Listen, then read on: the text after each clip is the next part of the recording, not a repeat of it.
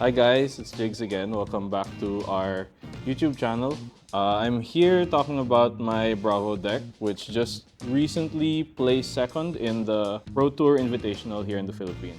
So I'm going to show you guys my thought process of how all of these things came to be, how I ended up where I ended up. I'll go over the equipment very quickly, just because I didn't bring anything too wild. I brought your usual bunch of Bravo equipment. So here's the regulars: Iron Rot Legs, Crater Fist, Tectonic Plating, and Crown of Providence. Just because it offers a lot of block, it lets you start with effectively 49 more HP, I believe, right? 2, 4, 6, 7, 8, 9. Yeah, it lets you start with 49 more HP than the opponent, because you can just like put all of this stuff in the way. And then the other equipment that I brought in the sideboard are the Steel Braid Buckler, Titan's Fist, and 3 pieces of Null Rune equipment, namely the gloves, the hood, and the boots.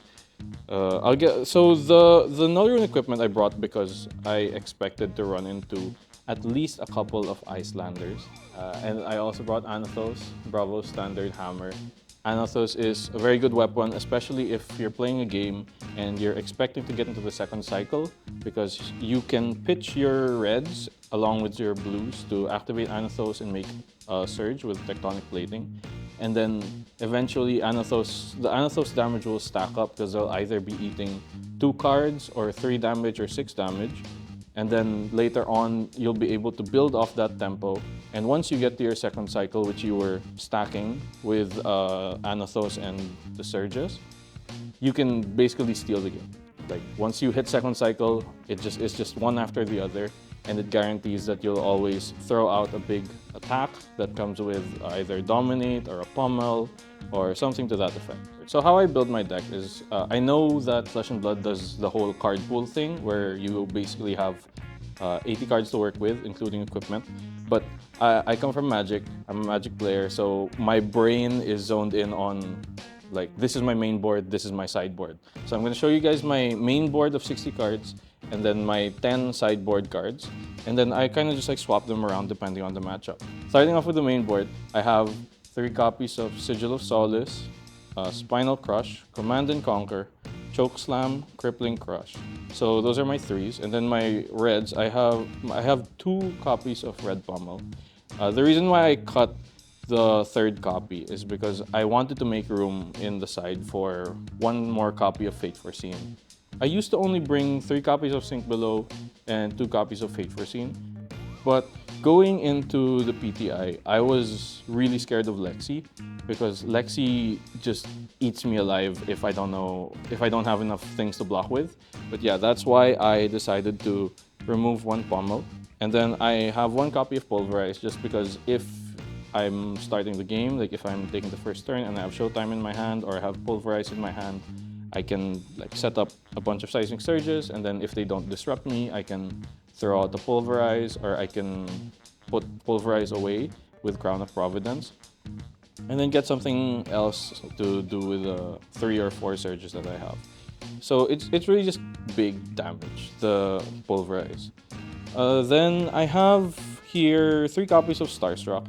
So Starstruck is a bit of an interesting card for me right now, because in most matchups, I love it. Like, it is probably the best card that I can bring into like something like Dory or something like Ninjas. You hit them with it, and then it basically turns off their entire turn. It's not an auto include for me, but it is in my main board, just because my main board is basically what I bring when I don't know the matchup, I don't know what to do. I'm just like, okay, this is good, I'll bring it in. So here are my blues that are only 2 ofs, and that's Imposing Visage, Fiandel's Fighting Spirit, and Staunch Response. So these are only 2 ofs because they're kind of the blues that I wasn't sure about. And the reason for that is because I don't have Warmonger's Diplomacy in my deck. It's not because I don't want to have it in my deck, it's because it's expensive. Okay? And I was building this deck on a budget, so I was just doing the best with what I could. Here I have 2 Staunch Responses, which after the PTI, I'm really considering getting rid of, because it has gotten me killed a couple times, just because it doesn't block on its own and you have to pay for it. I do run the red one in the sideboard, which I'll get into later, but the blue ones, I'm almost definitely going to get rid of them for better blues. Either I could either pick up my own copy of Warmongers, or I can look for another blue substitute that does turn on Anathos, because Staunch Response does not turn on Anathos since it is a 2 cost and not a 3 cost. And then for Fiendel's Fighting Spirit, it's there because, again, I was very scared of Lexi, and if Lexi attacks me with her usual arrows that are like attack for 5 with Go Again or attack for 4 with Go Again, I can block with 2 of these, or I can block with 1 Fiendo's Fighting Spirit and another card, and then it'll gain me a life because I'll most likely be lower life than her. Then Imposing Visage, I only have 2 of them just because it's really expensive to cast if I'm trying to pick up like Showtime or something. It is good just because it's a blue, it turns on Anathos, and it blocks for 3. So that's why I kept it in the deck. Then here are my standard blues, the ones that I will probably never get rid of and I think every Bravo should have. So I have Blue Thunder Quake, Blue Buckling Blow, Debilitate, Rouse the Ancients, Tear Asunder, and Disable. For these blues, they're big attacks that turn on Zealous Belting, which is another card in my sideboard that I'll talk about later. Thunderquake and... okay, I forgot these. So Showtime, Unmovable, Cranial Crush, Macho Grande, and Chokeslam. So Thunderquake, Cranial Crush, and Macho Grande, they all attack for 8, which is a big deal against decks that are trying to control you, like Iyslander. And then Buckling Blow, Debilitate, and Disable, they're decent blues. They're very good blues just because they have big attack, and then you can pitch them, they block for 3, which is the usual Guardian thing. Like we have a lot of 3 blocks, which is good for us. And then Rouse the Ancients is another key card against the Iyslander matchup because Rouse the Ancients and Zealous Belting, those are 2 cards in my deck that allow me to hit more than once in a turn. So for Iyslander, I can really put on that pressure and I can really force them to like act on my turn. Without having to risk like throwing my entire hand and not having any resource to Arcane Barrier with. Terra Sunder is just good. Probably one of my favorite cards because if I have 2 blues in the Terra Sunder, I usually go Terra Sunder and then attack you with Anathos. And it presents a big threat that can't really be ignored, so it demands either a defense reaction or armor if they don't want to be discarding 2 cards. And then Showtime usually fetches up Pulverize or Crippling Crush. My teammate Justin pointed out that Showtime is insanely good in the Iyslander matchup because it allows me to ready something in the arsenal and have an extra card at the start of my turn. So it's very powerful. I don't know if those were his exact words. That's like what I digested after he told me. Yeah, and then Unmovable. Unmovable I just keep there because whenever I run into a warrior, I'm always happy to have Unmovable. I'm always happy to have a defense reaction that blocks for 5 and not just 4 because warriors like Dorinthia can go very tall, and this is a good thing to keep in the arsenal because it will block for 6. And then moving on, I already talked about Cranial Crush. Macho Grande is a good unexpected finisher because usually if you're sitting there with like 2 cards in hand and a Surge, and then your arsenal card is Macho Grande, you can just like Macho Grande. And the reason why Macho Grande is so good is because in the Iyslander matchup, it gets around them disrupting your turn. Macho Grande, because it costs 7 and it already has Dominate on top of it, you can just throw it out and you don't give them a window to tax you or to disrupt you. You kind of just present the threat and go like, okay, deal with this or kill me. And that's why I love that card and it's very good.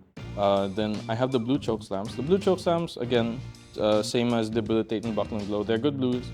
They're 4 for 6s, and you really can't go wrong with 4 for 6s. And I'll get into the 4-cost cards now, because the 4-cost cards really shined when I was playing in the Grand Finals against JB. He was playing Iyslander. So 4-cost cards are really important in Bravo because they let you threaten Pommel like all the time. So I could be playing like say red Chokeslam presenting 8 damage, and floating 2 resource. And then that 2 resource is either going to be for Arcane Barrier to stop them from hitting me, or it will represent Pummel if I have a card in hand or if I have a card in Arsenal. So yeah, that's really the strength of this deck. And now I'll talk about my sideboard. So in my sideboard here, I have 6 of your 0 for 4 defense reactions. So I have 3 Sink Belows and 3 Fate Foreseens.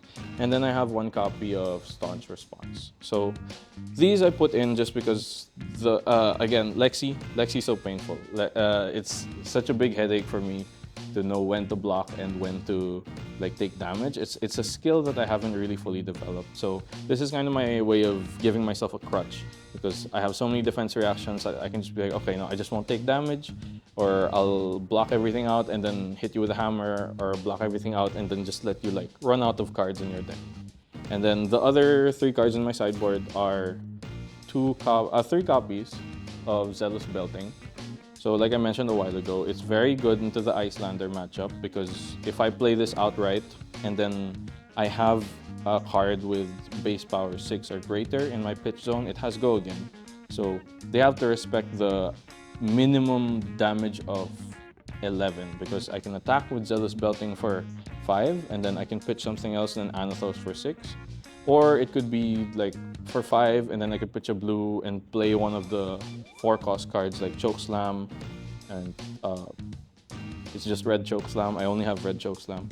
That's something else that I'm thinking about changing in the deck. Like, is it worth it to have more 4 for 8s that don't really do anything, like, for example, a red Buckling Blow? I was thinking about it because against Iyslander, I really like Chokeslam, and I like just the ability to present so much damage off of 3 cards. It was really good for me. Yeah, that's basically the deck. If you're looking to find an environment where you can learn more about Flesh and Blood, you can learn more about how to play the game and how to play certain matchups and how to like enhance your deck building skills and your playing skills, you can come over here to us at Unbox. We love playing with people, especially the non-regulars. Like whenever there's someone new, we're always very excited to see what you have to bring to the table, and we're always open to like sharing our info and talking about our deck decks and everything. So yeah, if you're in the area, we're here at Green Hills in San Juan. So come over, we'll play some games, and yeah, hope to see you soon. And don't forget to like and subscribe. Yeah, okay, thank you. That's it for today. Bye-bye.